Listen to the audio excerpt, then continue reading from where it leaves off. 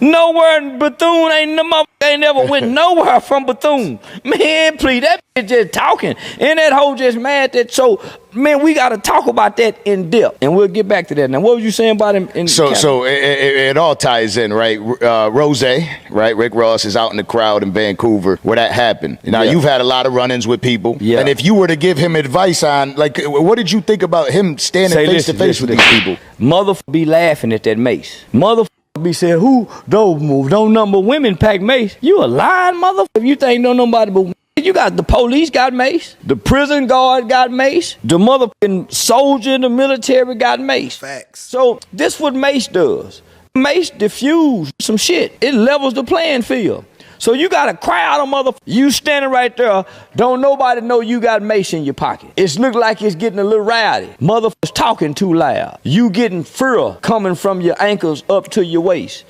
Fear get to your waistline, you done pull the mace out your pocket. By the time Let me ask y'all a question real quick. Is mace an acceptable piece of artillery for a man? Now, me personally, I believe all is fair in love and war. So me personally, I might pull out some nunchucks. Yeah. Me personally, I might pull out some ninja stars and a bag of magic fairy dust out your favorite Harry Potter book. So, you ask me, all is fair in love and war. But let me know in the comment section, is mace out of pocket or, hey man, it's a fair game? that fear get in your heart, you done mace the crowd. At least I will. Yeah, once I go to feeling. That's why security be doing that too at the club. I'm glad he said that, because when they be at a lot of them security be scary as hell anyway. It just be big motherfuckers in little shirts. Security equals big nigga in a little shirt. Let's start there. Another thing, they be scary as hell too. And that's why they probably give them mace, because you see how these police be shooting niggas and, panicking and just firing off. That's why. Because they be scared than a motherfucker in front of that club or concert or wherever. Soon as niggas' voices crack that 8.3 on the volume scale, oh yeah, they spraying the whole motherfucking crowd. A little inkling of fear. I'm gonna go to Mason, man, shooting some shit. So now, had he had that mace, he could have, defused the situation and all of that. Yeah, at least his security should have had it. Man, whoever needs somebody to have that mace and then have something sharp. So when motherfuckers can't see, you go to poking. Yeah, and now there's people saying that could escalate and turn it into, where Drake comes to Miami. I'm hoping when Drake come to Miami, they got one of them Haitian motherfuckers that don't have a visa or identity or a driving license and crash out. And that's all I'm gonna say. I'm hoping they got a Haitian motherfucker don't care nothing about nothing. And when Drake and his entourage come, I'm hoping that motherfucker Haitian crash out like the 7 mother from the Taliban did on 9/11. I'm talking about some suicide. I can't say that. Let me stop. Whoa.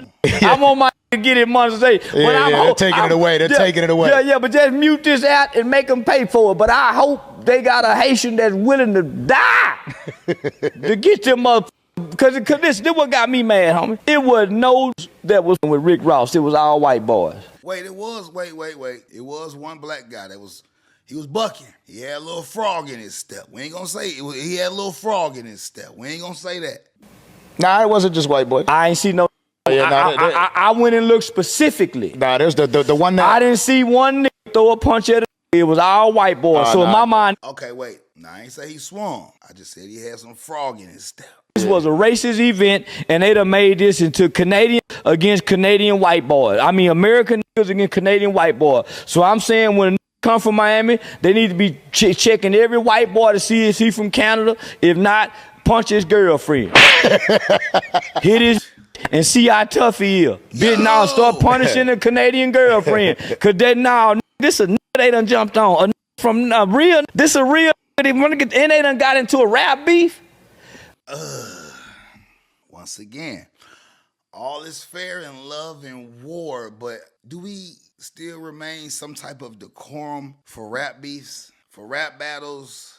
I mean, I will say this. Just like Charleston spoke on the mace, I think that if me personally, truth be told, if I'm going to somebody I'm into it with, beefing with, rap battling, even on the internet, we just back and forth talking shit, just talking slick on the internet or whatever. I'm personally gonna be prepared for all scenarios. Okay, I feel like honestly, Rick Ross got to wear that L because why are you off the stage? First of all, see that stage, that gives you leverage. It's called a vantage point. It's harder for them to throw a punch up than it is for you to throw a punch down. And I seen the white boy. He wasn't that tall. So he would have had to work. By the time he tried to get on stage or do any of that, even if you grab my one leg, that other leg finna Doug Flutie that head. Pause. You know what I mean? Ross was out of pocket. Have you ever played chess? The first layer are pawns, sacrificial lambs, if you will.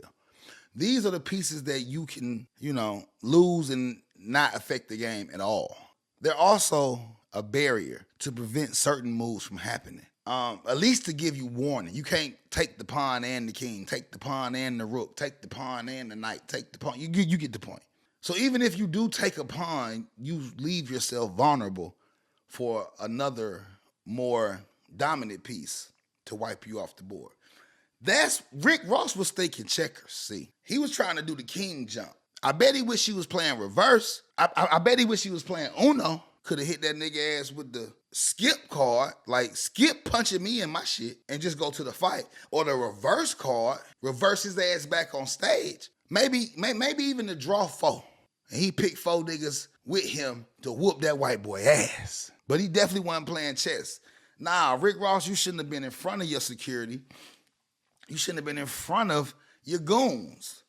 You really shouldn't even have been face to face. Like, at that point, Ross, you lowered yourself. Like, who is this motherfucking Conor McGregor haircut having motherfucker to even be having a face-to-face yell-off with Rose? Yeah, the responses and shit was clever, but why is he so privileged? That really kind of sold the whole OVO thing because he had to be somebody of power or interest to even be having this back and forth banter, right? And even if he was important, you ain't arguing with Drake. You arguing with allegedly a Drake or OVO goon. Send one of them Maybach music goons. But you don't do it. If a nigga do want to feel froggy or want to go viral or just like bout that life and on that time, you ain't the nigga that he can get a lick off on, though. I ain't got a fraction of that kind of money. And I roll with niggas that won't let a nigga breathe on me, let alone fire off first on me. Is crazy. But, once again, I share Charleston sentiments. I think Drake need to get his ass whooped next time he in Miami. I think next time he in Miami or Canada, he need to get his ass whooped. Or somebody. Because they ain't really get Ross. His entourage should get their ass demolished for even playing. Because y'all playing dangerous gangster. Y'all been watching too much motherfucking Snowfall, Power, Force, Raise, and K. I don't know the fuck y'all watching. But them OVO niggas is tripping. For real. So yeah, Drake deserve an ass whooping. I agree with Charleston. But I also feel like, Ross, you was slipping. I agree with Charleston when he say, boy, get you some mace, some nunchucks, some brass knuckles.